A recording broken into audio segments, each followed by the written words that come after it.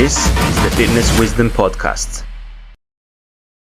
If you actually care about your health, you want to stop putting and using toxic personal care products on your hair, skin, and in general, your entire body. Your skin is one of the largest organs of your body and absorbs pretty much anything that you put on it. The more aware you are about these topics, the better choices you can make for your health and well-being. This is why I only use blue hair wash on my hair. It comes with only 6 non-toxic, scientifically backed ingredients for hair health and potentially growth. It comes with none of the nasties and all of the good stuff that your scalp and hair needs to be healthy. Grab yourself some non-toxic and super effective hair wash and use the promo code MobilityFitness for a 15% discount as well. Hello everyone, welcome back to another exciting episode of the Fitness Wisdom Podcast. Today I'm going to be interviewing Dr. Sara Pugh and we're going to be having a quantum conversation. So we're going to be talking about light, water and magnetisms. These are honestly some of my absolute favorite topics, and they should be some of yours as well, because this knowledge is absolutely fundamental and foundational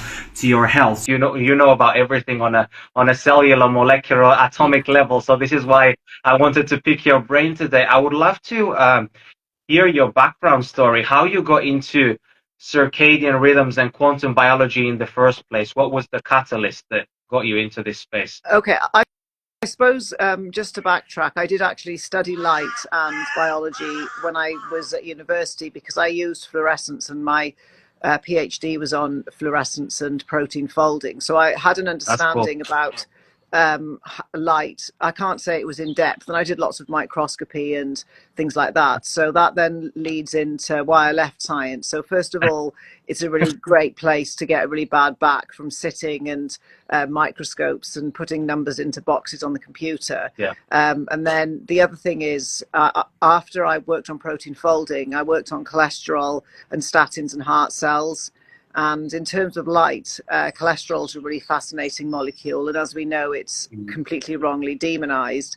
And I kind of worked that out then. So that's why I left science and I went into Pilates, because I just wanted to, and movement, because I wanted to cure my back and shoulder pain. Yeah. And then once you get into that kind of right brain world, you end up being exposed to other things like hypnosis and Reiki and fascia and water. So I was exposed then to this idea of water being something not just for washing glassware in or drinking. There was a lot more to the biology. Then in the terms of mitochondria, it's completely incorrectly taught at university, along with a lot of other biology and physics. So I think properly to get into circadian, I think it was about 7 or 8 years ago when Dave Asprey had this company called True Dark, and he was starting to talk about blocking blue lights at night. And then I think he also started to talk about red light panels, and he was the first person I heard talking about EZ water. And he used to have people like Stephanie Seneff on his bulletproof radio, and back then I couldn't have imagined myself even having a podcast. And then I've had Dr. Stephanie Seneff twice on my podcast, and then I think bit by bit I kind of embraced it more and more, because it kind of sounds simple, but then like you say, there's sort of nuances. In terms of the circadian rhythm, I didn't get it about the sunrise and the morning light. I used to go outside a lot, but just outside. I didn't realize there were specific times to get benefits for thyroid or neurotransmitters or setting body clocks and things like that. And I took it even more seriously during COVID, because I started an internet business. So I was just inside all the time under artificial light, and I should have known better. So and then it sort of just snowballed inexorably into more and more and more rabbit holes, and it continues to do so. But I always go back to my old rabbit holes, like movement. I never stop learning something new about movement, and I never stop learning something new about water and hydrogen or physics or plasma or whatever. And then I'm always trying to get the science and find out the most correct version of it at the moment. Example for things like even gravity or charge, and then to work out how can I explain the relevance of this to lay people so we can make it practical. Because what I've found, and maybe you, there are people like orders of magnitude more intelligent than me that can explain things like charge and magnetism, but then they don't seem to look very healthy. So I always make the effort to sort of do it Yeah. myself as well, Yeah. because I learn a lot Yeah. by doing things and running labs, which again, that's my sort of science side, because I have a very sort of also esoteric and spiritual side. But the more I study physics, the more I realize it's all explainable by physics, Yeah. including telepathy or lucid dreaming or entanglement or action at a distance. But yet the scientific side of me always wants to make sure that people are doing something that's a protocol, it's in order, they're not trying to do too much at once, they're being accountable, they're making notes, they're being honest, and finding the best thing for somebody. In a way, I think when we met last time, talking about meeting them where they're at, but then Yeah. just making sure they don't just tread water, because that's the other thing that can happen is people say, well, this is not working. And then when I find out what they're actually doing, I'm thinking, yeah, well, I'm kind of, you've made a good start and you understand, but you actually have to implement things for a given amount of time or at a specific time or this, that, and the other. Yeah. Yeah. Yeah, because when it comes to, well, thank you for sharing your background story. That's very, very cool. And it's nice to hear that you came from like the university background is what actually got you out. You wanted to leave that world and you wanted to explore how to apply this knowledge, into your life, into the real world. Because what's the point in knowing all of this fantastic information and to not, apply it, right? Because we can know all the things in the world, but if we don't take it and we put it into application and we do it on a daily basis or on a consistent basis, we're not going to see any of the results. So everything that we're about to talk about today is going to be extremely valuable, and I think super, super important for people to understand. And if they don't take at least one thing from this conversation to apply into their life, it's almost like no point. Like, yeah, I get it, we are planting a seed, but there has to be some action, and it's actually really, really simple, isn't it? Oh, yeah, definitely. And it's like everything, it's people overcomplicate, including movement and food.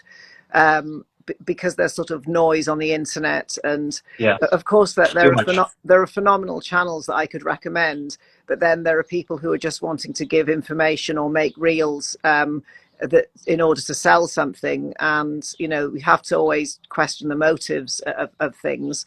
And Of often I course. found the most weird thing or something that's inconvenient, like exercising outside in the cold or seeing the sunrise, it's free, and they're the things that offer the most benefits. Yeah. And again, in terms of addiction, which is a really interesting subject, we are primed to be addicted to the sun and nature and being outside, and it's Yeah. something that people who are stuck in an indoor living or are stuck in a rut, they can't imagine, oh, how could I not watch telly, how can I not have a cheeseburger? But when you get into this quantum realm, and there's, no matter what, there's always more, and it's almost like you don't even want to do the things that you used to do. And I think that's something, it's very experiential. You have to feel it in your own body, and the feeling is blissful and amazing when done properly. Exactly, and then that becomes the bigger driver for individuals to be able to actually do the good things, the good habits on a daily basis. But if they don't, experience it and make a routine and a habit out of it, then they won't be able to experience that. And they prefer to get the easy way, right? The easy pleasures. And maybe you can explain to people how blue light itself, artificial blue light from screens and light bulbs and, everywhere these days, is actually really bad for our dopamine, and actually how it keeps us trapped in this loop, and why it's so important for us to block it as much as we can throughout the day and to get natural sunlight. Okay, yeah, that's a good question. So with blue light, it's been known for a long time. We can just start with the basics, that it massively disrupts sleep and it tanks people's melatonin. And we all know when we've had a bad night's sleep, it's just we want to have snacks, or we want to chill out and just watch TV or use sort of stimulants or whatever. So that's one factor. Yeah. Then the blue light interferes with our blood sugar and our cortisol, so it raises both, and it also interferes with insulin. So this leaves people wide open to wanting food that they shouldn't. And then to add on to this, it has a negative impact on our dopamine levels, because if we're inside under blue light, that means therefore we're not outside in UV light. And that's a really important part of making dopamine function how it should. And then sort of on a more sort of on a deeper level, it does things like it damages your eyes, it damages the macula, it damages the retinol or the vitamin A. And then that can become sort of nasty and cause damage in the body. And when people start to feel bad, then they start to seek out the more pleasurable things. And again, from a nervous system perspective, our eyes and our ears are really important. So if we worsen our sight, it's very threatening for the nervous system. So that can manifest itself as anxiety. I mean, people sometimes who've been given the wrong prescription of glasses get horrible headaches or feel angry or irritated, and that's what happens if you allow the blue light from the screens and the LEDs to damage your sight. It's threatening for your body and it's giving you a warning. And then when people start to get angry and irritated, it's sort of they're not experiencing pleasure or bliss or things that relate to dopamine and things like that. So there's multiple ways in which it is a problem. The other thing it does is it inhibits complex 4 in the mitochondria, the one that makes our metabolic water, which is deuterium depleted. So first of all, we have less of our water battery, so that's the true hydration. And then obviously we can't make our own deuterium depleted water inside, so we're more likely to accumulate deuterium, which is a heavy isotope of hydrogen, as we're talking, maybe we'll talk about hydrogen later, maybe not. So this deuterium that fills us up just basically burdens us, it slows things down. It's been shown to cause cancer by Dr. Gabor Shomoli. It interferes with our hormones. It can lead to obesity, insulin resistance. So again, not being able to make enough water and therefore having more deuterium in us and being burdened and weighed down, this again makes people feel bad and they don't want to do things. Problems start to come out, sort of any kind of illness you can imagine. And again, that takes away from people's, joy of life or pleasure. So they become sick and then they end up going down that sort of spiral. Yeah, what a fantastic explanation. Yeah, I think it's so important for people to understand all this knowledge, because now blue light is everywhere, right? It's on screens, TVs, like fluorescent light bulbs, like overhead, even on car lights these days, which is absolutely brutal when you're driving. So it feels like you need to be wearing at least your yellow blockers, when you're driving, especially in the evening time. Or at least be, try and be at home as early as you can, so you can avoid any kind of artificial light in your eyes at any time of the day. So would you say that the damage is worse if it's after sunset compared to the exposure is before sunset to artificial Yeah, blue? definitely. Because in terms of our bodies, we're kind of designed to receive a beating during the day. Right. So that could be from the environment, toxins, other people, just general life, and also including non-native EMF. And there's obviously blue light that comes out of the sun, but that's sort of full spectrum, proper natural blue light. We're talking about the spike of blue light. So first of all, just after sunset, your body's not expecting it anyway. And biology hates surprises. And if you surprise it, it basically stresses it out. And then our eyes are much more sensitive to photons after sunset. So there's far less wiggle room. So even if people do block blue light, sometimes they've got like blue blockers on and then a massive telly. So all of the blue light's coming, on their skin, but also the actual brightness. So our rooms should ideally be like sort of 10 lux in the evening. So it's the brightness in addition to the blue light we need to block later in the evening or after sunset, just because the eyes are way more sensitive. And then the converse is true. In the morning, we need to go outside and get sort of whacked by the sunlight to sort of fully wake ourselves up in the morning, because everything's less sensitive in the morning anyway. So yeah, it's more of a problem definitely after dark, and it can be a problem in the winter, because some places like the UK, we have very long nights and short days in the winter. Yeah, exactly. So you feel like it's a bit more difficult to get up in the morning, and also you feel like you need to maybe sleep more as well during I the suppose it goes, but it's more. It's not really that because the sun comes up that late, so it's like 20 past 8. right? That that's for some people because I'm an early person. That's super late, Yeah, but it's yeah, more to do with if the sun sets at 4 o'clock, then you've got a long time before even an early bedtime, like 7:30 or 8. You've still got 4 hours where you could you have to be careful of the blue light, and obviously people have to be sociable and have a life and work and things like that. So it's yeah. more to do with I would say if someone was not an early riser and was new to quantum, learning it in the winter is actually better because they'll be able to get up and see the sunrise, and that's sort of absolutely critical. Mhm, And then mhm. working on blocking blue light. If people are at work, obviously that's a problematic. But if people are self-employed Yeah, or retired, it's yeah, much easier to do, especially if the family's on board.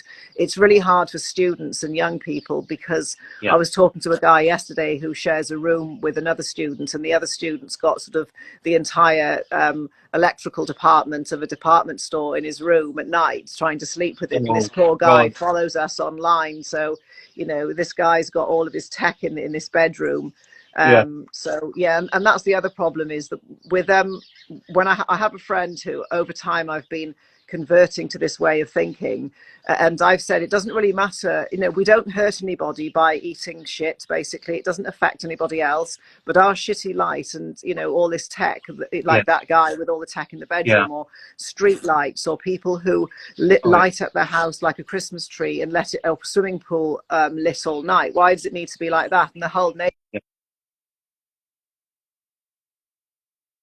I just I just lost you there for a second. Yeah, you said about the neighborhood. Oh yeah, in the neighbourhood when people have their swimming pools lit up or they don't turn the lights off, and then street lights wreak havoc for people as well. Yeah, yeah, yeah, definitely. I found it fascinating that you said that how blue light itself actually is how it actually it damages our senses, and because of that our nervous system gets into this sympathetic state, whereas I had the idea that I understood that blue light does these things, but I didn't think of it to that of an extent. I thought it's because of the hormones primarily that it puts us in a sympathetically driven state, but actually it does make sense that when our senses are more dampened, the brain now starts to freak out more because it's not receiving as much information from the Mm. environment as it should, because the more information it can perceive, like from having our bare feet on the ground as an example instead of wearing shoes, or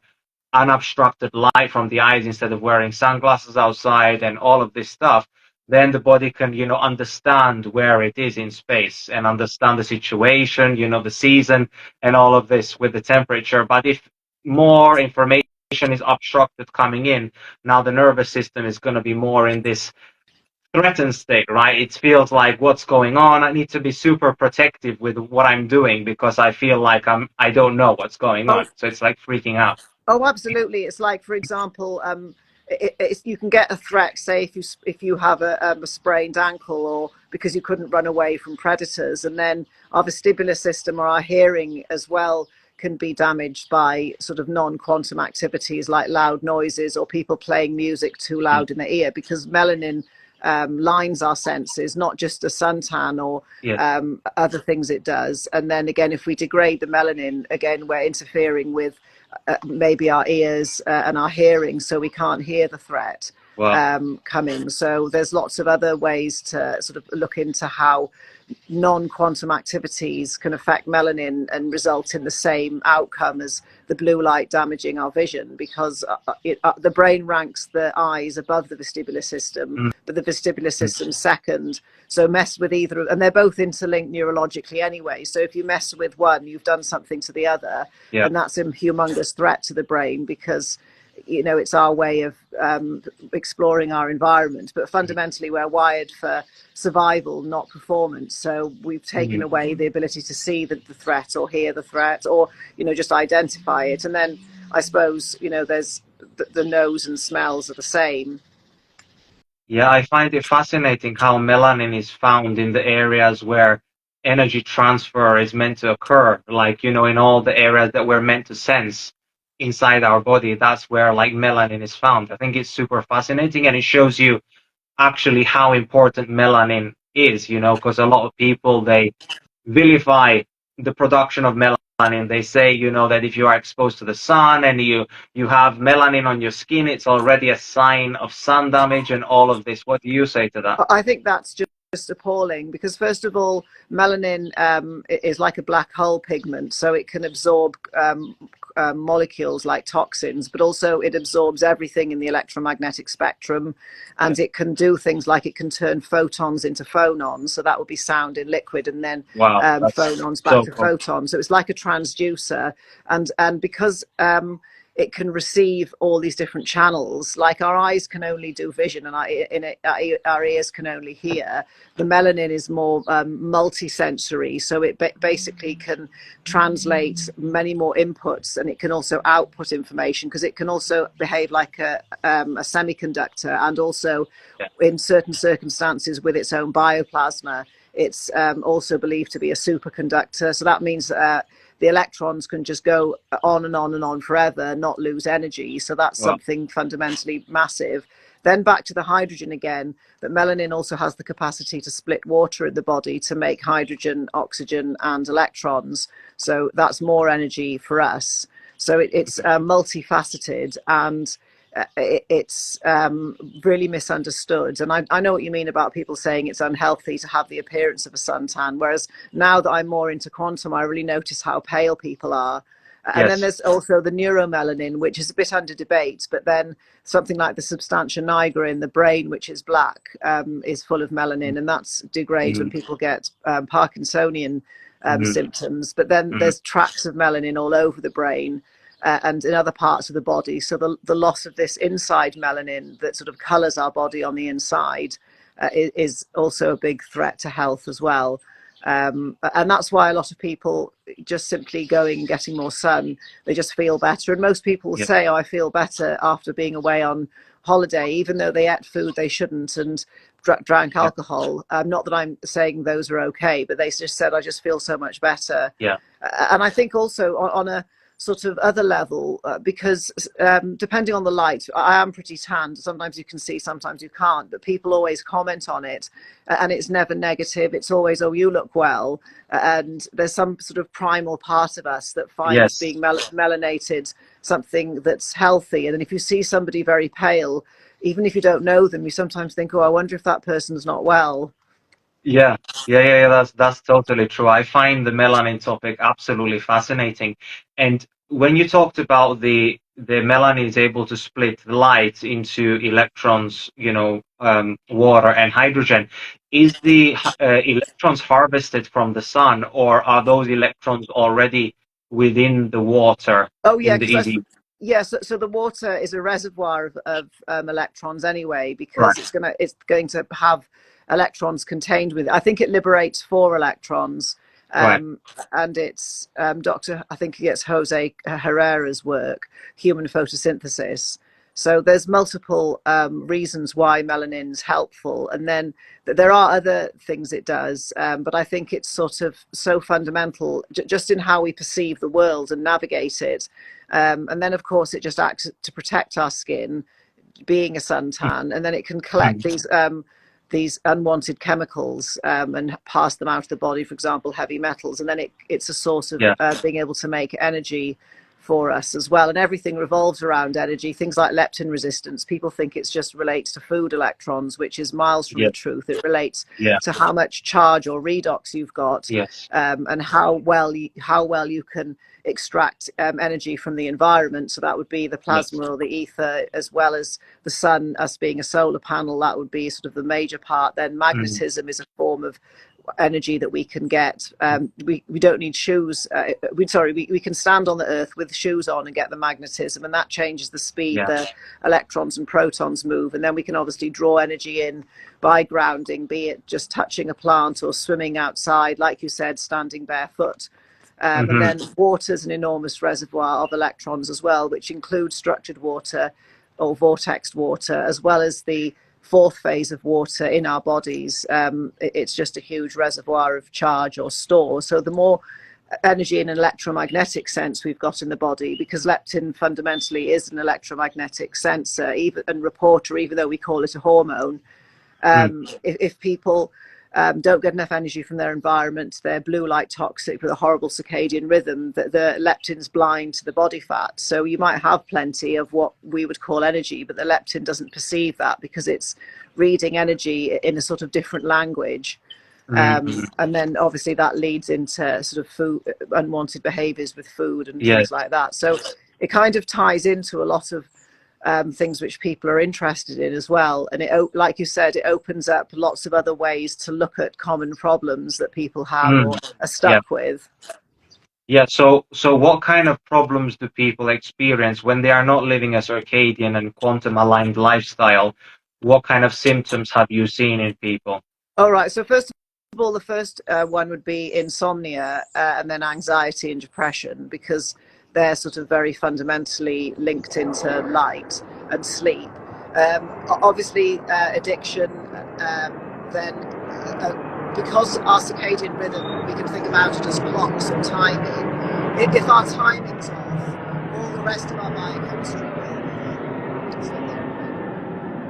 Yeah, so all the rest of our biochemistry will be, and then the timing of cell cycle and cell division can be disrupted. So there are numerous links, probably 30 years of research about cancer and a poor circadian rhythm. Then, as we mentioned earlier, the blue light and would link into diabetes and insulin resistance. We've already mentioned obesity. Then, because our skin's designed to be a solar panel, if it doesn't get sunlight, we run into sort of skin problems.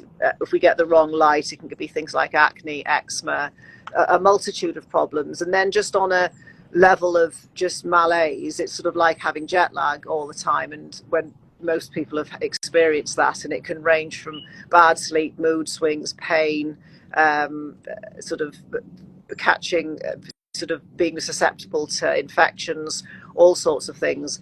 But I think also a lot of the time, if people have a particular problem and they're not doing anything quantum, if they started doing it, a lot of that problem, if not all of it's going to go away. Yeah, it's super powerful, because this knowledge that you just shared is literally foundational, isn't it? It's like literally like the program in which the body runs on, and all the other health promoting acts that we do, such as exercise, eating well, sleeping enough, drinking high quality water, like breathing through our nose, they almost don't matter if we don't get the foundation right. I mean, of course they matter. It's better if you're doing them than not to do them. But the effects of those things are going to be amplified if we follow a circadian and quantum-based lifestyle. Whereas if we don't, those efforts are way more difficult. So it's going to be way harder to lose weight, way more difficult to regulate our nervous system state, as an example. I think that's absolutely huge, especially in a modern world. Regulating our nervous system is so important, and I think it's one of the most important topics, in this time right now, because so many people have a dysregulated nervous system. They're feeling anxious or depressed. They feel like they have an elevated heart rate, that they can't calm down in the evening, like you said, insomnia. They can't sleep, and they just feel like they're all the time on the edge. And the reason is because the body is perceiving that there is a lack of energy in the system, and also we are stressing it all the time with these different invisible and visible stressors, like, for example, the non-native electromagnetic fields, as the Wi-Fi's, all the radio frequencies, the electrical fields, and also the magnetic fields, which are not native to our Earth and our biology, is stressing our system invisibly all the time. So this is why you and me tell people to turn their Wi-Fi off at night, to put their phone on flight mode when they don't need it, to distance themselves as far away as they can from cell towers or anywhere which is big cities and things like this, because distance is your friend when it comes to these stressors, right? You want to distance yourself, so eliminate the stressor, but you also want to do the things, which is what we talked about, the circadian and quantum things, to rebalance the system, because it's not sufficient to just do the circadian and quantum things only, but you have to also eliminate the stressor as well. Because if you keep on having the stressor, but you're doing the quantum things, you may not experience the results that you want, right? Oh yeah, the thing is, I think nowadays you have to do everything. So I completely Yeah, disagree with anyone that says food doesn't matter, and I'm forever yeah, making improvements for my way of eating, to the point of now sort of raw animal based, just to get more and more nutrients and less sort of tampered with food. interesting. And then, like you said, we were bombarded with technology. I think exercise and movement's really important. Very It important. all is. But then it Yeah, would be, say if you had a classic car and it had the timing out, no matter how much fancy fuel or air filters or carburetors or exhausts or additional tuning you do, if the timing's out, the car isn't going to function. It's going to misfire and things like that. So it is a foundation, because again, there are so many biochemical reactions our body has to do, that if the timing's off, because we know the circadian rhythm's off, it just means things are inefficient and chaotic. So you just have more chaos in the body and more entropy, and obviously neg entropy or implosion is what's a healing force. So if everything's all chaotic, then it's not possible to heal. And then with the nervous system dysregulation, that's massive, because fear and anger and things stop people accessing bliss states, and then they're hating their exercise. Whereas if they were in a good mood, yeah, exactly the same workout would be yeah. amazing, or it would be awesome to sit at a sacred site and watch the sunrise. But if people are all upset and angry, they can't get joy and bliss out of things. And that's Yeah. also an important part, is this Wi-Fi and the artificial blue light sort of robs people of their bliss states as well. Yes, yes. It just robs you of this like unnecessary, like it just steals you. Is everything okay there? Yeah, I think that there's someone just posting a leaflet. Yeah. All right, I thought you're ready to pull out your kung fu moves. No, it's fine. It's only a peasant living. How the different light frequencies or different colors of light influence our biology? I noticed that you made a really great post, maybe a week ago or so, about talking about how the different light frequencies are influencing our biology. So I would love for you to go through every single frequency of light, like blue light, red light, UV light, and the effects that it has on our biology. Okay, I'll try and be brief. So if we start off with UVA, that's really important for making nitric oxide, which is more than just blood pressure regulation. It's mood and sort of other things as well, immunity. Then UVA also is important for making melanin, which we've discussed a lot. Then it's part of making neurotransmitters.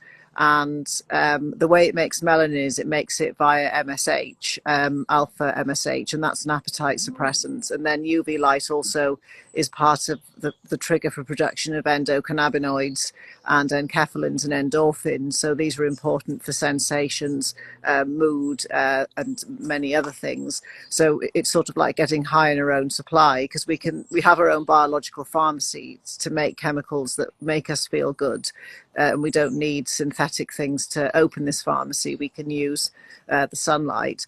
Then UVB, to some extent, makes melanin as well, but it's important for making vitamin D naturally from the sun, because they're discovering sort of other forms of vitamin D that are non-light active or UV active. Sort of, we won't go into that, but the predominant That's main cool. important. The main form that everyone's heard of, the vitamin D from the UVB in the sun. We need that strength of UV to crack the cholesterol to begin that's sort of waiting just under the skin to begin the complex reaction to make all these different forms of vitamin D, because there are over 20, and the first step starts with the sunlight. So, and then we go into the blue light, which we've talked about. The natural blue light is really important for timekeeping, sort of our circadian clock. And it's also important for metabolism. There are some studies on fat cell size, and they're smaller in natural blue light from the sun.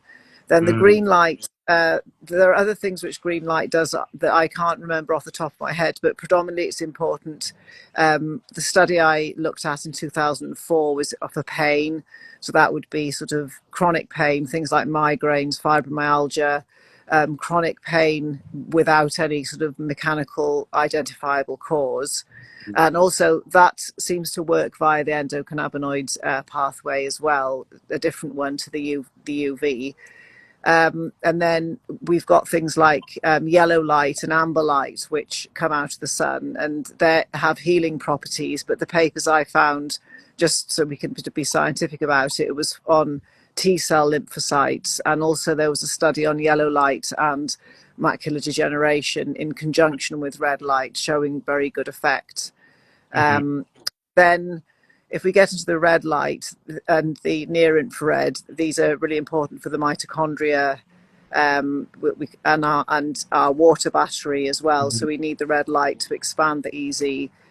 There's a relationship between the way hemoglobin absorbs that's in the red, and there are huge amounts of studies on red light, because with the red light and the mitochondria, if they're functioning better, then everything else is going to function better. And we've got near infrared light available in the environment all year round, all day and all night. So that means it must be really important.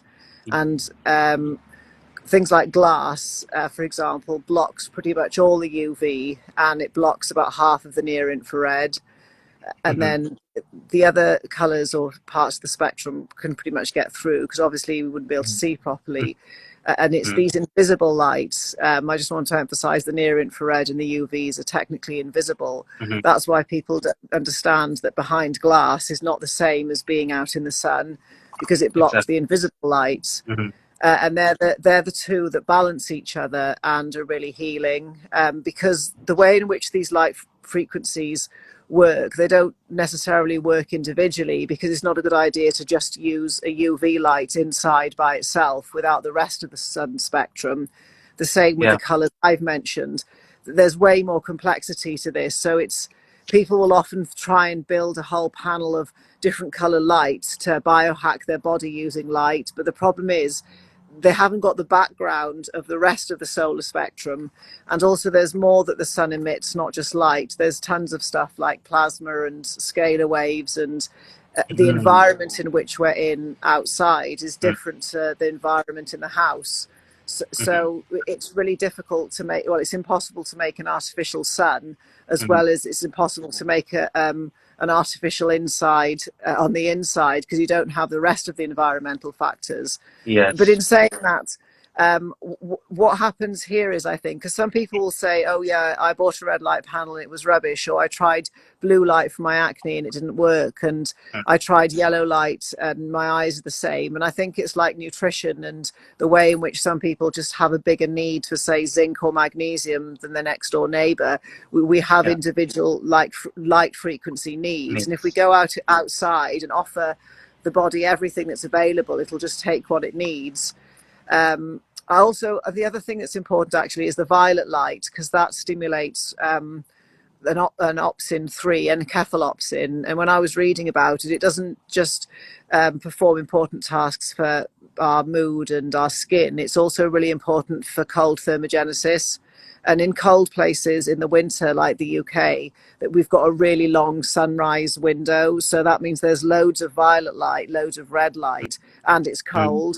So Mother Nature provided the violet light for an environment. So when you're out cold, your body behaves properly metabolically and chemically towards the cold and enjoys it rather than just rushing in. So there's, the things I discover about these different colors, there's like way more that I haven't dug into properly yet, but it can get overwhelming. In one way, but then in simple terms, you can just go outside and all the frequencies of light are there for you. And I think there are sure people who need more light than others, and they would need to go somewhere sunnier, but not to underestimate the power of being able to heal in northern cold countries in winter. There's lots of opportunities. And then the other really important thing is that what light actually is on a physics level is like ridiculously complicated, and it really is just sort of perturbations in the plasma or the ether, and darkness in its own way is a fundamentally vital part of all of this. So the absence of light completely at night balances out this gigantic sort of rainbow kaleidoscope of light that we use, and we have to have that quietness and that complete absence of all of this going on at night, and this sort of opposed polarity is really important. And a lot of people try so hard in the day and do everything right, they didn't realize they had to have their bedroom pitch black, or they'll go on their phone in bed, or they're unfortunate enough that they've got white curtains and then they're in a neighborhood where people don't turn the light off. So there's the whole thing about whatever you have, as in the light, you have to have the opposite of the complete darkness for it to fully work. And I think sometimes that's where people make a mistake, is they do it all right in the day and forget their bedroom is sort of a sanctuary. And at night, if we can make our bedroom a nice pitch black cool sanctuary, we can undo some of the barrage that we got from all the things you described in the daytime, including the non-native EMFs, and be able to thrive in this sort of somewhat more unfriendly environment. Because I think everybody can heal. Yes. We have sort of our inner healer as well, and of course the mindset to heal. And as you said, the nervous system, if that's dysregulated, it's not a conducive environment for healing. But then humans do just need a cold, dark cave to go and heal in as well. And as you're asking about light, the whole of a good night's sleep all starts in the morning, because it sets the clocks with the sunrise, and then we've got the UV rise, which makes the appropriate neurotransmitters, including serotonin, and then that can get changed into melatonin later for sleeping.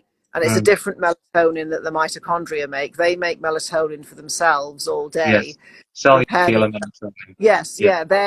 make it for them, and that's why exercising in blue light's really bad, because they're trying, they're working really hard, and then you're not giving them near infrared light, so they can make the melatonin. It influences the water and the electron transport chain and the ATPase. So they're working overly hard in the gym, and they're not sort of healing properly. So again, I think exercise and working out is amazing. It's just some people find that they're not getting the results they should. So it could be the environment or the time of day doing their workout. Yes, absolutely. Yeah, I think everything that you just said was absolutely on point and fantastic and expertly explained. So thank you for elaborating on that, because I think it's so important for people to understand that sunlight is not just sunlight. Sunlight is information. Like, all of this information, your body is receiving that, right? And our body is literally like an antenna, and it's decoding that information, and it's deciphering that, and it's trying to understand the information about the environment. It's trying to understand where we are, what's the season, what's going on, what's the time of day, so it can function optimally. Because it seems to be so that the body runs on all these clocks and timing, and if the timing is off, even if things are running well, they're not going to be running at the right time. So then things start to break down, because things have to happen in a particular order, right? So it's not only important to be exposed to the light, but as you mentioned, it's so critical to block the artificial blue light after sunset, because that is when our body's regenerating and repairing and healing. It's not just about just going to bed and waking up the next day. It's about trying to go into almost, like how they say that the Egyptians, why they build the pyramids and why they have the tombs, is to go into these regeneration chambers, and they're able to regenerate their bodies and come back, and they're able to be, rejuvenated. Well, that's what's kind of happening when we're going to bed every single evening and we're blocking the artificial blue light after sunset. We're basically regenerating our body, and ready for the next day to be able to tolerate all of these stressors all over again. If you enjoy all these awesome conversations that I'm having with the guests, I would really appreciate if you left me a 5-star review on Spotify, and you also followed me also on YouTube as well, because that helps to get the message out there and spread this awesome knowledge and wisdom. I hope that you have an awesome morning/evening wherever you are in the world, and until next time. This is the Fitness Wisdom Podcast.